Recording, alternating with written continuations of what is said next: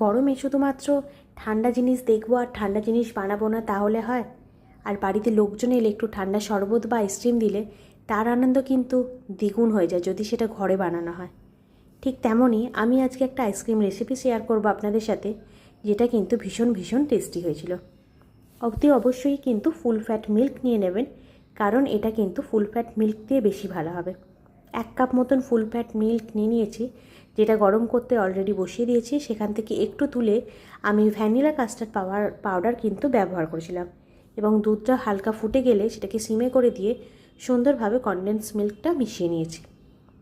তার কিছুক্ষণ পর কাস্টার্ড পাউডারটা মিশিয়ে দেবো এবং একটা থিক ব্যাটার রেডি করব। খুব সুন্দর, এটাই কিন্তু মেন ইনগ্রিডিয়েন্ট। এটার জন্যই আইসক্রিমটা ভীষণ ক্রিমি হবে, সেটা আপনারা আস্তে আস্তে দেখতেই পাবেন। এবার এটাকে তুলে একটা বাটিতে রেখে দেবো, ঠান্ডা করে সেটাকে ডিপ ফ্রিজ করবো। বেশিক্ষণ না, 15-20 মিনিট মতন ডিপ ফ্রিজে রাখলেই চলবে। এরপরে আমি যে ফ্রেশ ক্রিমটা নিয়েছি, অতি অবশ্যই কিন্তু ফুল ফ্যাট ফ্রেশ ক্রিম নেবেন। লো ফ্যাটও পাওয়া যায়, কিন্তু ফুল ফ্যাটে বেশি ভালো হয়, তাই ফুল ফ্যাটটাই নেবেন। ভালো করে ব্লেন্ড করে নেবো ফুল ফ্যাট ক্রিমটাকে। তারপরে এই যে মিক্সচারটা দেখছেন, সেটা কিন্তু আমি দিয়ে আবার ভালো করে মিক্সচারটাকে রেডি করব।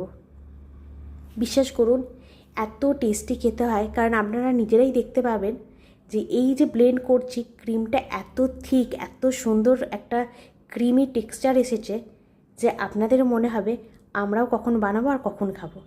এভাবে রেডি করতে থাকুন, কারণ যেভাবে যেভাবে প্রসিডিওর দেখাচ্ছি সেভাবে যদি রেডি করেন, আমি নিশ্চিত আপনাদেরও খুব পছন্দ হবে। তার সাথে একটু কিন্তু ভ্যানিলা এসেন্স অ্যাড করেছিলাম, যাতে সুন্দর একটা গন্ধ থাকে।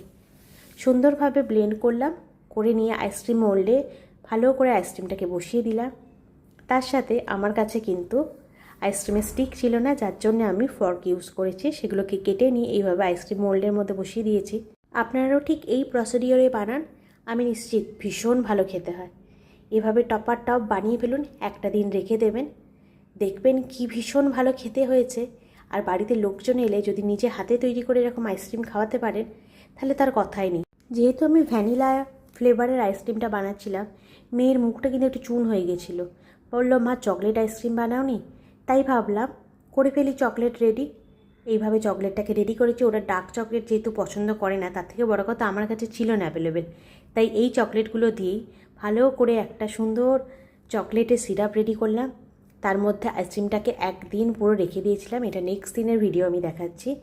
আইসক্রিমগুলোকে ডিপ করলাম, কারণ চকলেট আইসক্রিম তো খেতে হবে, একেবারে চকোবার আইসক্রিমের মতন কিন্তু খেতে হয়েছিল, আর দেখতেও কিন্তু তাই হয়েছিল।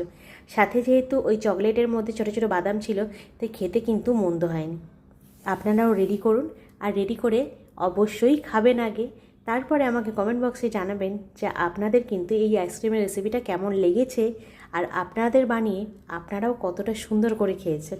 তাই এটা বলুন, এত সুন্দর যদি আইসক্রিম আমরা ঘরে বানাতে পারি, আর কি দরকার আছে বাইরে গিয়ে আইসক্রিম কিনে খাবার?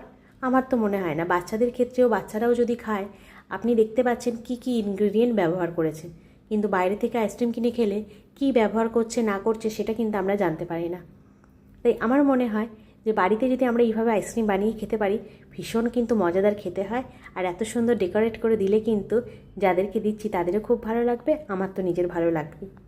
তো আপনারা চেষ্টা করুন, যদি ট্রাই করে থাকে তাহলে আমাকে অতি অবশ্যই কিন্তু জানাবেন যে কীভাবে আপনারা বানিয়েছেন আর কতটা ভালো খেতে হয়েছে। আমারটা কিন্তু দুর্দান্ত হয়েছিল, ভীষণ সুন্দর, দেখতেই কি ভালো লাগছে, খেতে দারুণ হয়েছিল। সবাই ভালো থাকবেন, সুস্থ থাকবেন।